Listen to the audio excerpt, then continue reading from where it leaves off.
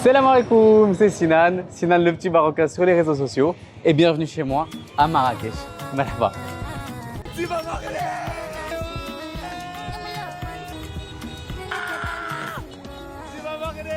Maroc! On a le meilleur pays du monde!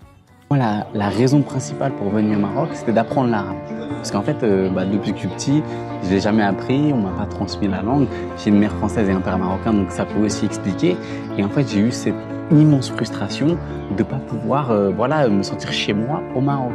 Parce que quand tu parles avec la famille, tu peux pas parce que c'est plus compliqué, parce que tu n'arrives pas à tout dire, tu n'arrives même pas vraiment à créer de liens. Et voilà, donc j'avais cette frustration et je m'étais convaincu qu'un jour, dans ma vie, j'allais apprendre l'arabe parce que j'aime le Maroc. Et donc, j'ai profité de mon année sabbatique pour venir ici à Marrakech. Et maintenant, je peux parler au passé, au présent, au futur. Je peux dire ce que je veux. C'est salam alaikum. C'est après que j'y arrive pas. Du coup, je prends des cours de Darija parce que là, je parlais arabe. Mais en fait, c'est l'arabe marocain, donc l'arabe dialectal, le Darija. Et ça se passe trop bien. J'ai une prof qui est incroyable. Et en fait, il faut se dire que pour moi, à la base, l'arabe, c'est du bruit. C'est vraiment une suite continue de bruit dans laquelle je ne peux même pas distinguer les mots.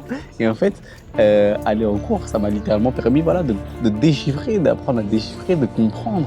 Donc en fait, c'est comme si c'était... quand je vais en cours d'arabe, c'est comme si je prenais une clé et que petit à petit, j'ouvrais la porte vers moi-même et c'est ça que j'aime.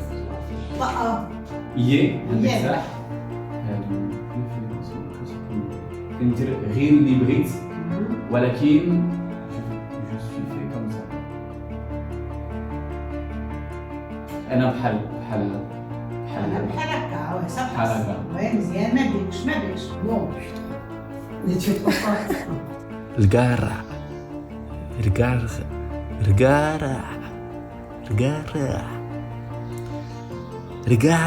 Et maintenant, avec un an de pratique, je peux dire le gara.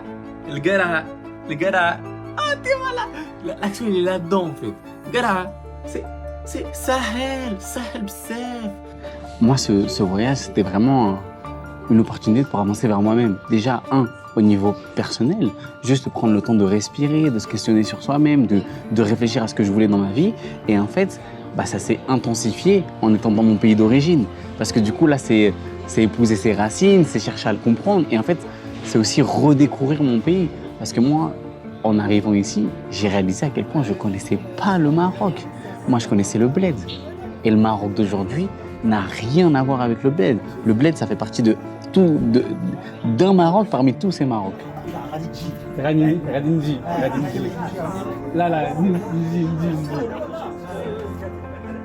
Quelque chose de beau en fait sur les réseaux sociaux, c'est que moi je suis venu au Maroc, pas dans le but d'être influenceur ou d'être sur les réseaux. Je suis venu pour vivre une expérience. Et en fait, cette expérience, je savais qu'elle reflétait une histoire commune. Celle de la quête identitaire, celle de vouloir épouser ses origines, apprendre sa langue. Et en fait, je me suis dit, il faut en parler. Parce que je voulais réunir, parce que moi je me sentais seul. Je me sentais tellement seul à me sentir étranger. Et carrément, même entre frères et sœurs, on n'avoue pas notre sentiment d'être étranger. Donc je me suis dit, moi je me mets dans l'expérience, autant en faire en profiter tout le monde et avancer ensemble vers notre identité. Et ce qui est beau, c'est que petit à petit, ça a commencé à réunir de plus en plus de monde. Et aujourd'hui, on est plus de 120 000 sur Instagram et TikTok. Et on avance tous ensemble vers nous. Et je suis content de voir que mon expérience peut aider des gens à se projeter vers eux-mêmes.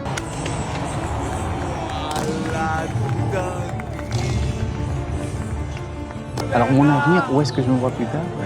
Je dirais là où le vent me mène, mais en tout cas, une chose est sûre, c'est que mon avenir est enrichi de qui je suis maintenant. Parce que moi, je suis venu au Maroc pour apprendre à être marocain. Et aujourd'hui, je suis riche de ma double culture, mais pleinement de ma double culture.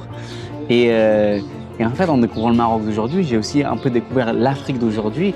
Et mon avenir, je le vois dans cette Afrique d'aujourd'hui. Parce que de la même manière que j'ai découvert que le Maroc, c'était pas celui que je connaissais, c'est la même chose pour l'Afrique.